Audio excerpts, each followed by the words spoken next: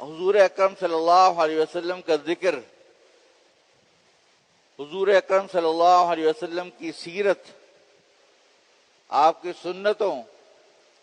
آپ کے عادات، آپ کے خصائل، آپ کی اسوہ حسنہ، اس کا تذکرہ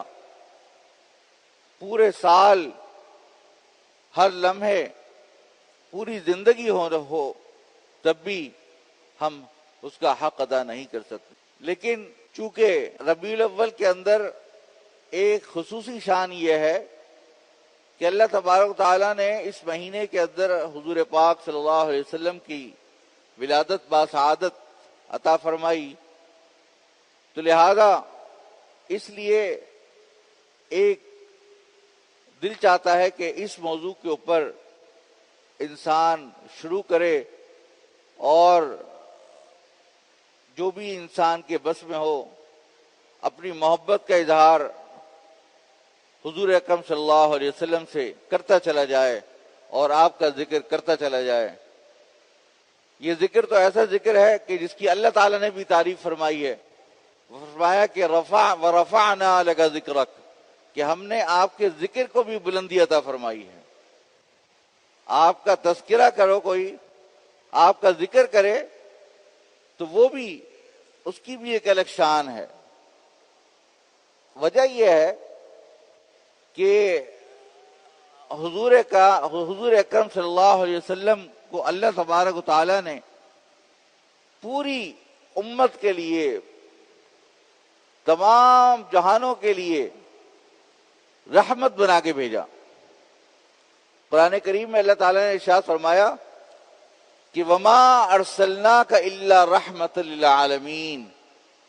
کہ ہم نے آپ کو تمام جہانوں کے لیے ایک رحمت بنا کے بھیجا۔ آپ کی ذات تمام لوگوں کے لیے، نہ صرف مسلمانوں کے لیے، نہ صرف مومنین کے لیے، بلکہ تمام جہانوں کے لیے ایک رحمت ہے۔ وَمَا أَرْسَلْنَاكَ إِلَّا كَافَةً لِلنَّاسِ بَشِيرًا وَنَذِيرًا، ہم نے تمام انسان کے لیے آپ کو بھیج دیا بطور خوشخبری سنانے والوں کے لیے اور ڈرانے کے لیے۔ اللہ تعالیٰ نے حضور پاک صلی اللہ علیہ وسلم کی عجیب عجیب شان بیان فرمائی قرآن کریم میں۔ کیا اللہ تعالیٰ کی ذات، جس کو کسی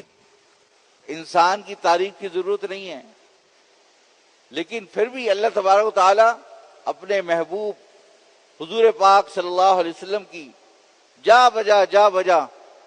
تعریف فرماتے ہیں اور بتلاتے ہیں مومنین کو کہ دیکھو تمہارے اوپر ہم نے یہ جو رسول بھیجا، یہ کتنا بڑا احسان کیا تم پر۔ لَقَدْ مَنَّ اللَّهُ عَلَى الْمُؤْمِنِينَ إِذْ بَعَثَ فِيهِمْ رَسُولًا مِّنْ أَنفُسِهِمْ، کہ اللہ تبارک تعالیٰ نے مومنین پر ایک احسان فرمایا کہ ان میں ایک رسول بھیجا انہی میں سے، کہ جس کا کام کیا ہے، یتلو علیہم آیاتہ ویزکیہم ویعلمہم الکتاب والحکمہ، اس کا کام یہ ہے کہ تمہیں تلاوت کر کے سناتا ہے قرآن پاک کی، تمہارا اندر سے دل کا تزکیہ کرتا ہے،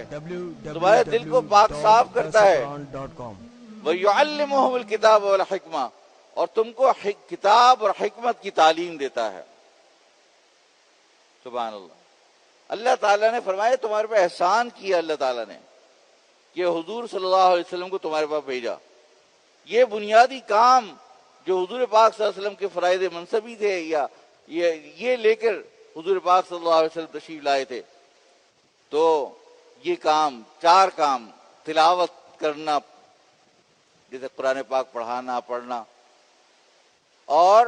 لوگوں کا تزکیہ کرنا، ان کے اندر سے تمام جو انسانی اور نفسانی اور قلبی اور روحانی طور پر پاک صاف کر دینا، مکمل طور پر تزکیہ کر دینا، اور یعلمہم الکتاب والحکمہ، کتاب کی تعلیم دینا۔ تلاوت الگ بتلائی کہ تلاوت الگ چیز ہے۔ بہت سے لوگ سمجھتے ہیں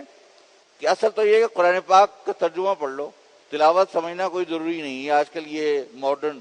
لوگوں کا ان کی ایک سوچ ہے، غلط ہے یہ سوچ۔ قرآن پاک میں اللہ تعالیٰ نے فرمایا یتلو علیہم آیاتی، کہ تلاوت کریں، ان کا ایک کام یہ تلاوت کر کے سکھلائیں، اور دوسرے یعلمہم، ان کو کتاب کی تعلیم دیں کہ کتاب میں کیا ہے، اور حکمت کی تعلیم دیں۔